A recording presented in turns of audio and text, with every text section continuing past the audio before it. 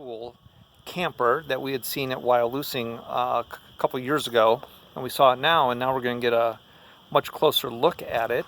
And so I thought that we'd just chat about it. Frank is here at the campground we're at with an astronomy group, and but the astronomy people also like camping because that's how you get out to see stars. That's where it's dark. Yeah, that's where it's dark. And so, but they had just gotten this camper, and so I'm just gonna film the camper, and Frank's gonna talk about it a little bit. So hey, say hi to Frank. Hey folks. Oh, and we got this mic now to help with the wind noise, so let's see if that works. Very little wind, fortunately, today. Yeah.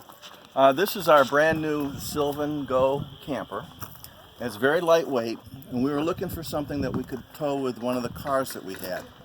The vehicle we have only has a 1.6 liter engine, and the GO only weighs 840 pounds. So it's real easy to get along with. All of the camperish part that you can see folds up between the capsule at the top and this hard front here. It all goes up into that capsule, and the rest of it's all storage down below. So it's really nice. You can put all your gear in there below there. These bed panels fold across the top, and then the top comes down, or you can actually stand these straight up on these pins and bring the top down about here, and you can carry tall cargo. So it's not just a camper, it can also be used as like a trailer. They call it a toy hauler. There's a pin on the back of the tongue there that you pull, and it'll tilt, and they show people driving ATVs onto the thing. So it's real flexible. One of the options is this gazebo. It's a beautiful gazebo. That's pretty good. It's a beautiful 9x9 tent. It is enormous inside, and it attaches with this breezeway.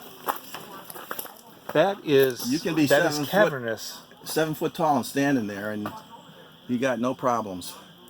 The camper itself is rather small inside, so you don't really hang out too much in there. We just sleep in there. And now you said how long is the bed? It'll sleep a 7-footer. 7 feet. And my problem was I always touched the sides of the camper when like a pop-up would have pullouts. I'd be touching canvas on either side. Yeah, I spend a lot of time in my camper sleeping diagonally because. And so you've got a lot of windows and ventilation down below there. Those at the bottom, those open up for cross ventilation. Oh, okay. Oh, underneath there, those zippers out. Okay, yeah. These tables, it comes with 2 of these tables that live up in the top, and the self-inflating pads go up there too, so that's where they travel. And if you take those and turn them sideways, there's 4 self-inflating pads that come, and the entire thing becomes a super king-size bed. Oh, okay. So if you got like little kids or you can sleep the pets. family in there. Yeah. Well, we'll put the kids in the tent, and if it rains out and they get wet, they can come in with us. Yeah, yeah. But if you're like the type of people who travel with pets, and you have your pets in there, you can just do it. And then this gazebo, did you just pack it right in the camper there with you, or? We put it in the bin. I label all the bins as what's in there because they all look the same when they're closed up. And I played Tetris all day yesterday trying to fit everything in there. Yeah, and this is your first trip out in it? This is our first night, was last night in this. And I used to tent camp, and my wife wouldn't do it anymore. And since we want to go to astronomy parties out in the remote areas where you camp, we were looking for something like this and saw it on a nice YouTube video and fell in love with it right away. And so all this stuff just packs right down in there. Yeah. Take a look at the tires. Oh, those Great are wheels. Yeah, pretty meaty. Yeah, very meaty. Pretty meaty. Oh, and stabilizers. Right. Obviously. Yeah. And so you can have clear windows, you can have screen windows, or you can have privacy. Yeah. And all of the tent material is rainproof, so you don't need any rain flies. Yeah. So it's How- awesome. You actually, I've seen people pack like 3 kayaks on the top of it, or like 5 bikes. Huh. It's very versatile. Oh, yeah. And how did it tow? How far did you drive down? 2 hours. You don't even know it's there. Yeah. Yeah. That's pretty slick. I was thinking of putting a flag on it to remind me not to cut people off when I pass. Yeah. Yeah.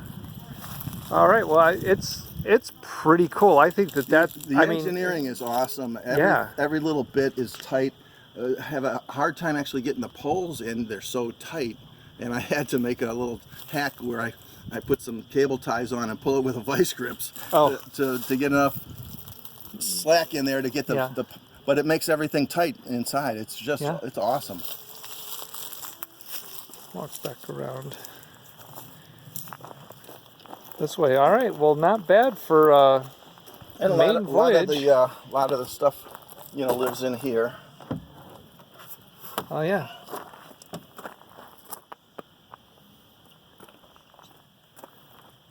Oh, and there's the This is the crank that cranks it up. Yeah, yeah, yeah. And this is supposed to hold a little handle that jacks the stabilizers and tightens them. Yeah. But it always falls off. Oh, They gotta fix that.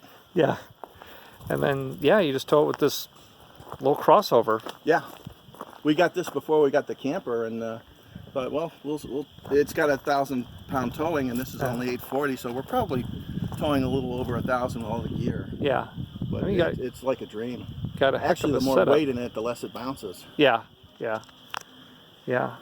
It's a pretty complete setup, I think, and I'm super impressed with that because Diana and I right now, we have our pop-up or a tent, but we've always been impressed with this. So this would be, super easy to just like grab a bag and go. Yeah, and everything lives in the bins and lives inside the trailer, and when it's time to go, hook up the hitch and off we go. Yeah. All right.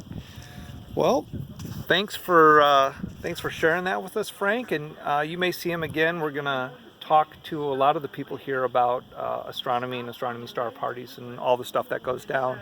But we'll see you next time.